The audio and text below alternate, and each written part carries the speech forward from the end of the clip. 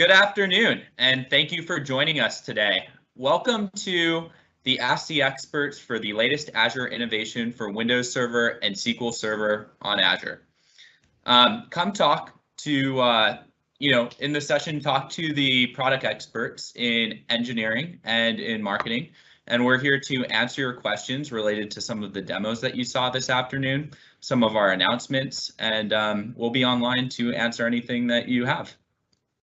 So how to engage. So you can use the chat to ask questions, and we'll be monitoring those questions and choosing ones to answer. And we'll try and answer as many as we possibly can this afternoon. And in the chat, you'll find also the code of conduct. And please note that this session may be recorded and not post any inappropriate comments.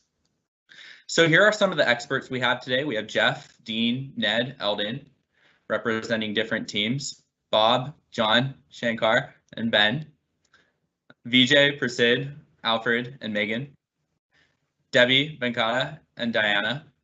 And then you have the two moderators, myself and Manojit.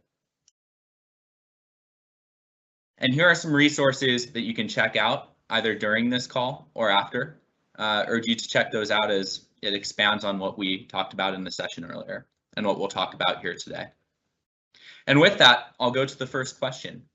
Are there any plans to support servers joining Azure Active Directory without needing AADDS?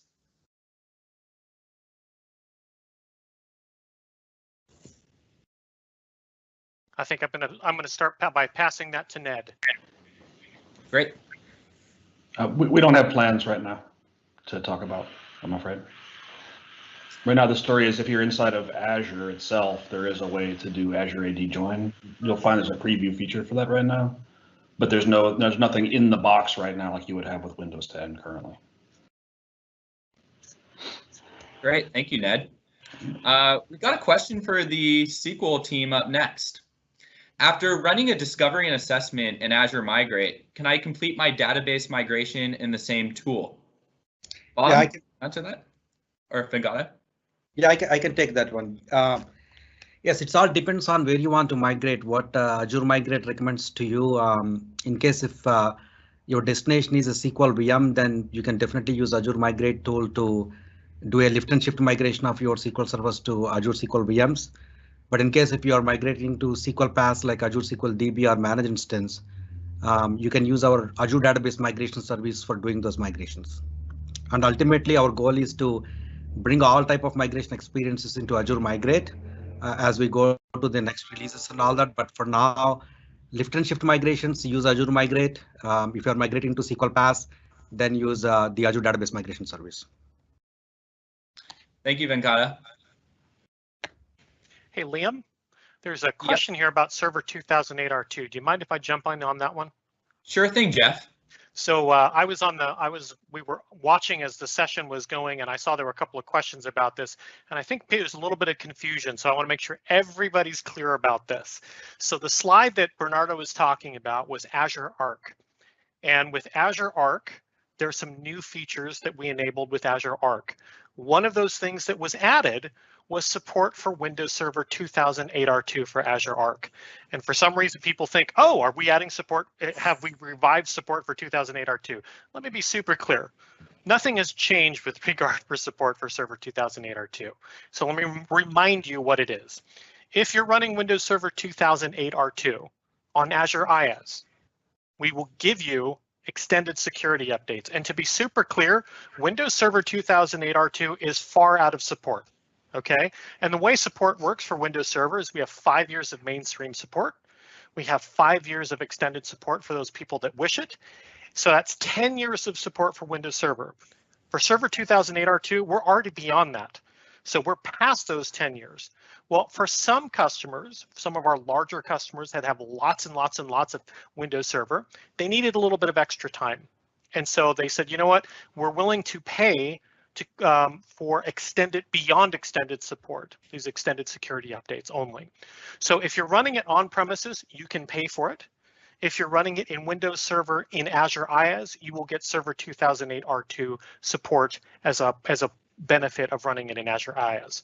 What we announced today was for those people that are paying for that extended support, whether it's on premises or if they're using it, they can in the cloud, they can enable Azure Arc.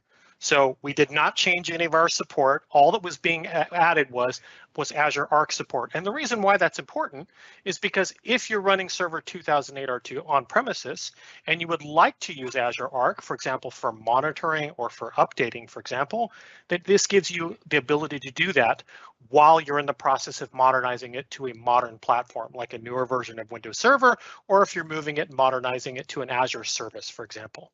So there you go. Guys, if I can follow your lead there, Jeff, and interject, there's a question here that says, does Azure AutoManage support hot patching via Azure Arc?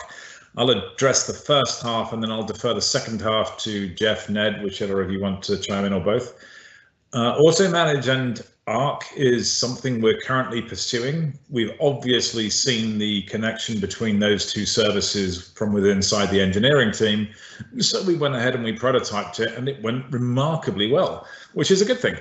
As to when we will do anything with delivering that as a general availability feature, well, that would first be somewhat dependent on us releasing AutoManaged as a general availability feature. So we are certainly looking into the intersection between AutoManage and Azure Arc. As to the support for hot patching as a result of that, I'll defer that to the guys that own that over in the AEP team, which is Jeff and or Ned. Ned, go ahead. Is the question around us being able to auto-manage things on premises at that point? No, the question specifically, I'll give you the verbatim, Ned, is does Azure AutoManage support hot patching via Azure Arc? So the projection is if AutoManage can manage hot patching today in Azure, which obviously it can, if we extend AutoManage support to Azure Arc servers, does that imply hot patching comes along for the ride? I guess the simple answer, sorry, Ned, didn't mean to cut you off. Go ahead. I guess the simple answer is, folks, hot patching is a feature of Azure AutoManage. So if you want hot patch, you get it if you're running a Windows Server in Azure IaaS. It's pretty much that simple. That's where we are today. I want to be clear that it's not just in any version of Windows. Like hot patch is not something which is being bolted on to all versions of Windows. It has a specific edition where it is enabled. It was announced, well, you just saw it if you were watching a few minutes ago, and you actually heard about it yesterday at Aaron Chappell's event. It's called Windows Server, whatever the release year is, Azure Edition. And that one is actually plumbed with hot patch. And we have a story for that right now today, where you can go do public preview today inside of Azure, where AutoManage is on, hot patch is on, and you're picking this Azure edition of Windows Server. And we absolutely have significant plans around this to make this available, this Azure edition thing available throughout Azure properties, maybe not just Azure public cloud. And this hot patch capability begins with Windows Server 2019 Azure Edition, and of course we'll have it with Windows Server 2022 Azure Edition. So if you're wondering if you're going to get this for 2008 R2 or 2012 or 2012 R2 or 2016, the answer is no. It's Windows Server 2019 Azure Edition and later. Right. Yeah, I think so. I would summarize that as for the earlier releases of Windows Server, it's a definite no, as Jeff said. For the later releases of Windows Server in Azure, theoretically, that should be a definite yes, as Ned says. For the intersection of AutoManage and Azure Arc with on-premises or out of Azure machines, I don't think Jeff, Ned, or I have a good sense of that right now. And with the three of the lead engineers on these products, I think that gives you an idea of, it's not that we're not telling you, we simply don't have a good answer for you at this point. So working on it would be the best response summary I can give. I would add one more thing to this. We should also be clear that the edition we're talking about, Windows Server 2019 Azure Edition 2022, we're also talking about Server Core as well. So we want to be very clear it's specifically Server Core. This is not with the GUI, desktop GUI fully interface. Yeah. For hot patching. So yet another reason to deploy Server Core if you're not doing that already. Thank you, guys. We have a few SQL questions in the chat, one of which I'll pass to Bob here to start. Is there a date yet on the next potential SQL release? Yeah, Liam, a great question. I get this all the time. We're always innovating on SQL. People don't really kind of realize that. If you think about SQL 19, if you think about Azure SQL or Azure Arc for data services, we're constantly innovating on SQL Server. However, today we're not ready to make any announcements on any dates for a next major version of SQL Server, but we're constantly innovating on what SQL today, because that core engine shows up in all those different Azure services that you see and you have out there. And Bob, while I still have you on, there's another one in the chat. Will Azure migrate SQL assessment, analyze stores, procedures, and not other supported SQL objects? Yeah, Raj is on the phone here. Raj, keep me on our thing. Keep me honest here, but I think we do look at SQL objects like stored procedures to help do assessments. So it is possible for look at things like your schema, including stored procedures.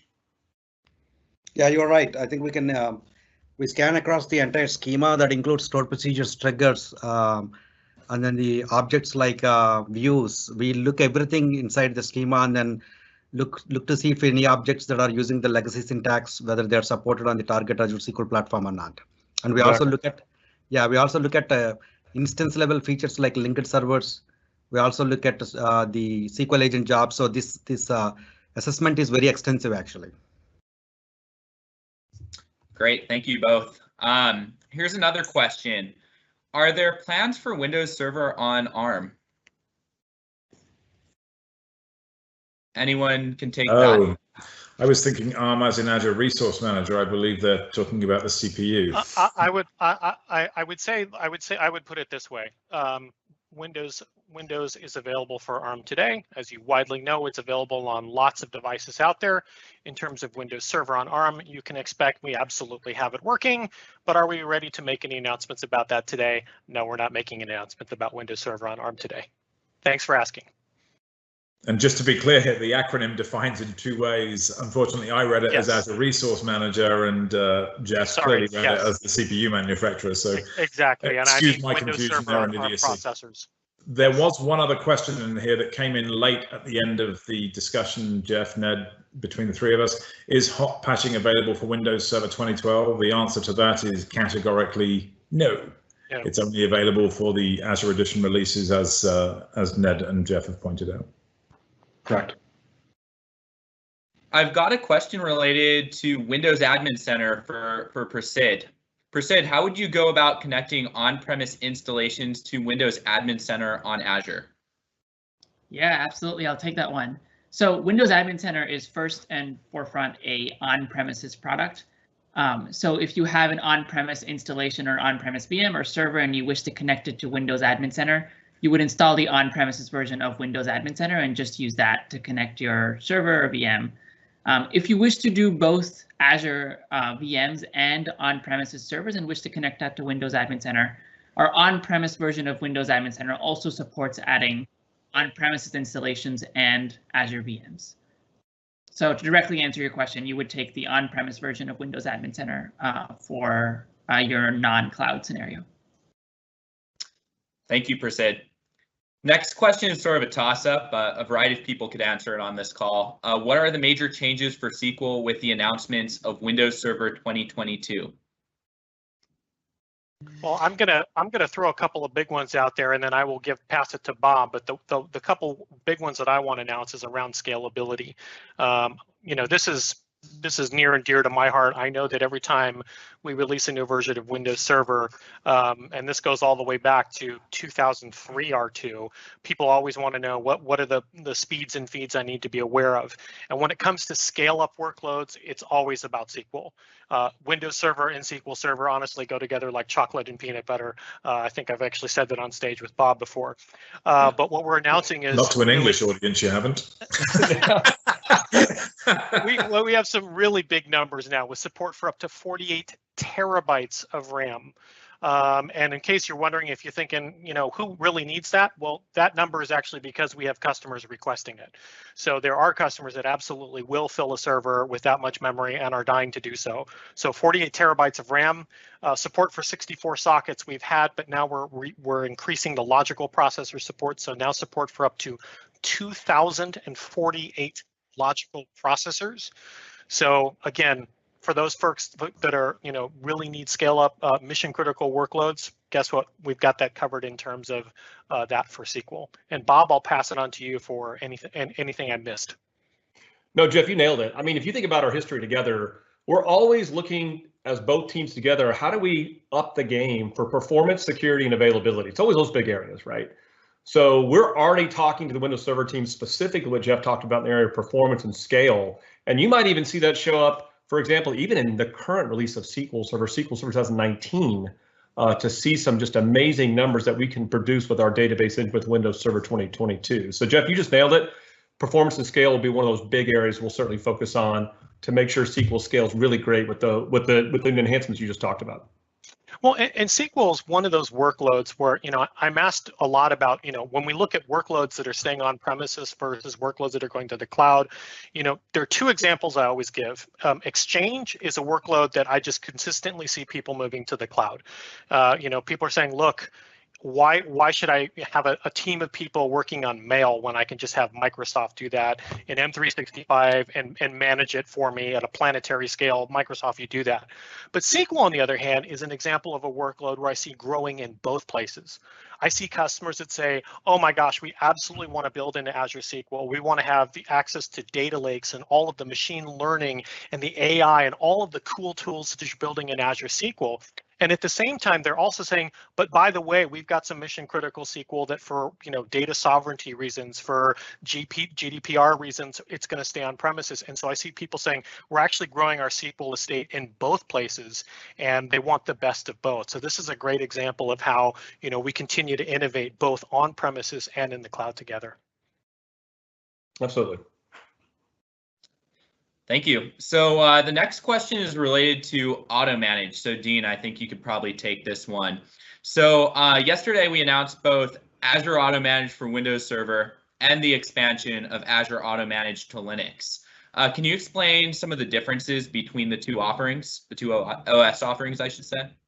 I most certainly can, but I also have somebody on the call who can do a better job than I by far. So Alfred, would you like to chime in and chat to our audience here and explain those deltas? Yeah, absolutely. So the main differences between AutoManage for Windows and Linux is that AutoManage for Linux won't have support for Microsoft anti-malware. There just isn't Linux support available there. And there's one other difference, which has to do with the guest configuration service. So for Windows, we will onboard VMs to the guest configuration service. We'll apply the Windows baseline in both audit and remediate mode. So we'll automatically audit for noncompliance and automatically remediate any of that noncompliance. For Linux, we'll only audit, so we don't offer that automatic remediation. That's something that we're looking to offer going forward. Alfred, could you tack the supported distros and versions, if you can recall them all off the top of your head? I think you probably can get pretty close to it. Absolutely, yeah. So for Linux, we support CentOS 7.3 and above, RHEL 7.4 and above, Ubuntu 16.04 and 18.04, and SLES 12 from Service Pack 3 up and above. Thank you. Thank you, Alfred. I've got another one for the AutoManage team. Will Azure AutoManage be manageable via Azure Lighthouse? Ooh, that is a good one. So for those of you that aren't familiar, Lighthouse effectively allows you to aggregate a lot of Azure tenants into one big management plane, where instead of having to apply the same operation 1, 2, 3, 4, 5, 6, 7 times over, you apply it once and it just spans out to all 7 tenants. That is something that is probably 1 or 2 down from our top list of things to do, but it isn't something that we've even started yet, but it is 100% on our roadmap because it makes perfect sense. So I'm hoping, to the person that asked that, you're enthused by the fact that we are looking at it and not disappointed by the fact that we haven't got there yet. But yeah, definitely on the roadmap. So another question, another customer is asking something related to moving their Windows Server 2019 that currently resolves on premises to Azure, and they're wondering if they move their Windows Server 2019 server, do they have to completely rebuild? What is that process like? I know we have lots of different resources, Azure Migrate. We have, from a marketing perspective, lots of different to-do guides, but would anyone like to expand on the technical aspects of that? Jeff, I would have deferred to you on this one in the absence of anyone else. Was that me or Jeff you said, sorry? That's Ned. Yeah, I can talk about this a little bit. Part of it's a question that I have questions about also is if you're moving a workload versus just wanting to pick up a VM and move it, there's different answers to the question. So and there are ways to migrate workloads. So you go from some on-premises servers hosting a workload, and then that workload moves over to Azure running on some brand new servers. There's also the idea of just using Azure Migrate to pick up VMs and move them. Really the primary biggest thing that changes when you just Azure Migrate or when you just migrate VMs to Azure is the IP addresses. The networking obviously changes. And we have some stuff coming there in the not too distant future. I think we're going to start talking about fairly soon. Some of it's public we've talked about in the past around Azure Extended Networking is the name of a feature that gives you IP address migration and allows you to keep your IPs so that all of your apps and scripts and services and products and blah, blah, blah out there that really cared very intently about the networking information of a server don't see any pain when you pick up and move. Other than that, it's a relatively broad question about what changes when I move to Azure. I mean, like you suddenly get a completely different kind of data center with 1 million services you can add and a bunch of additional value you can turn on, and you get Dean's AutoManage showing up and all kinds of interesting things. But as far as the workload itself, the thing that bites everybody right away is just the networking part, because you're really changing networks. That's the real thing that's happening. Going from a hypervisor to another hypervisor, or a data center to another data center inside your company is a pretty straightforward thing. And going to somebody else's network with somebody else's firewall rules and way of doing business with software-defined networking, that's the spot you're going to spend most of your energy looking at. It's the part that bites everybody the first time. Everybody will get bit. Don't feel bad if you get bit. Yeah, I would suffix on that outside of the current scope of my efforts, just drawing on Windows Server experience. Ned's point around Azure Extended Network is the key here. Migrating the VM is going to be, I would argue, real close to 99% frictionless. If you can persist and make that IP not change as a result of doing it, then I would make a decent bet on Ned or Jeff's salary, not my own, that nothing would go wrong. However, obviously, it is still a bet. But yeah, I think Ned's referral to the Azure Extended Network offering, I don't know where that's at in terms of its preview status. That'll be the real game changer. But that team specifically states that it is supposed to be a transient situation. It isn't something you should stick with longer term because there's a lot of network overhead. Packet size in terms of message decreases by a large margin. So it is something that's meant to enable a test bed, something you can try and then figure out how you go ahead and re-IP the machines to make it more native and not go with the round trips that obviously occur as a result of this extended network. Stay tuned in that thing. Yeah, there's a lot of news coming there, so just sort of stay tuned, honestly, is what I would say. Excellent. I'm seeing 2 or 3 questions in the chat as well, Liam, if I could just steal these real quick. Around the support for Active Directories that are using single label domain names. Obviously, for those of you that don't know me, my current role is around Azure AutoManage, but I previously owned Active Directory. The single label domain name model causes us huge problems because it simply doesn't resolve properly in the world of DNS on the internet. So to answer any question around this is a scenario, workload, and or implementation specific detail. So I would love to give you an answer, yay, it all works, or nay, it doesn't work, so you know which direction to take. But it really is so scenario specific. And I know Ned has a similar background to myself in AD, and I'm absolutely 110% positive he's not going to say anything different other than just pile on perhaps to what I've already said, which is also his last name. So over to you, Ned. Mute button. Ugh. No. If you've got an opportunity, I would say this: if you're getting into the world of thinking about migrating and moving and doing big projects around AD in general, and you have a single label domain, good opportunity right then to maybe stop this thing, which has been causing you a huge amount of pain and will continue to cause you pain. And then we don't want anybody to use, and we don't let anybody make new ones.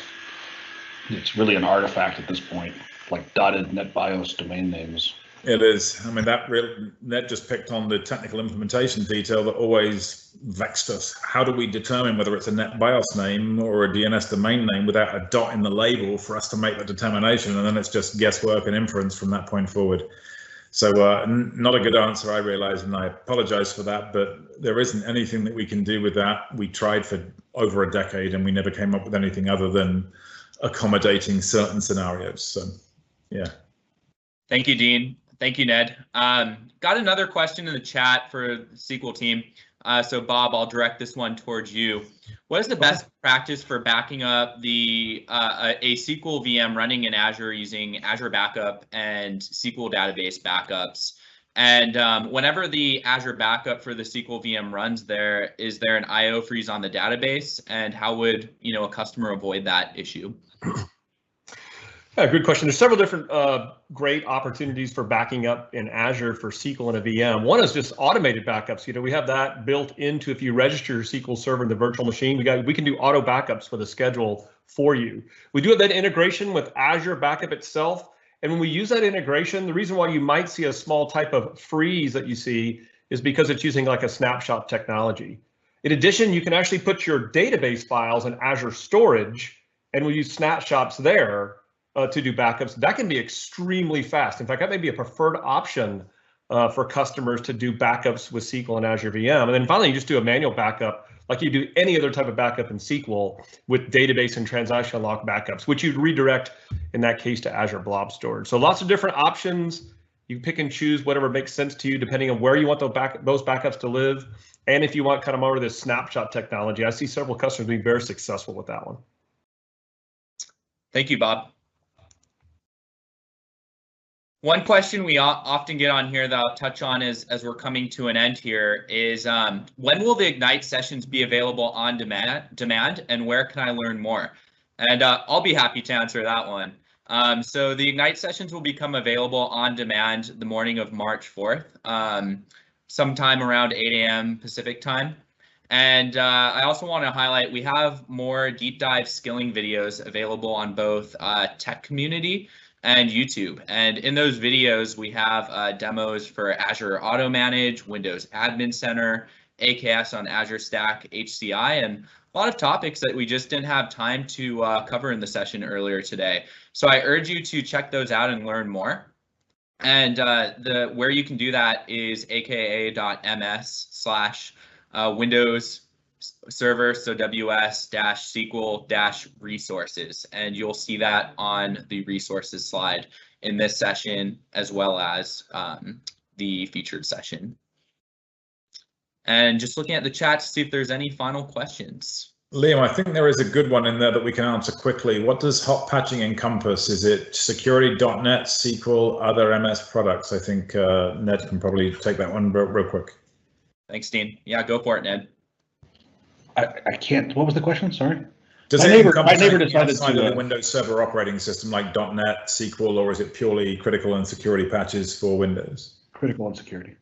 Now, there's going to be an option when you are deployed inside of Azure using the Azure Update functionality that's going to manage some of these things to say, like, I want to pause my .NET updates and other things that might be making me reboot, that I'm willing to take the same risk on that I was, by not getting quality updates for months on end. I just care about uptime and I care about security SLAs inside of my product. I'm not using .NET, I don't care, or whatever. Don't reboot me, please. So there will be options to make sure that we minimize that kind of stuff. But there's going to be things coming along that just are going to periodically happen, right? There's going to be some things that cannot be hot patched. There's going to be some things where we have a scheduled reboot. It's just going to be greatly minimizing the reboots on a journey towards not rebooting anymore, which is going to take a while.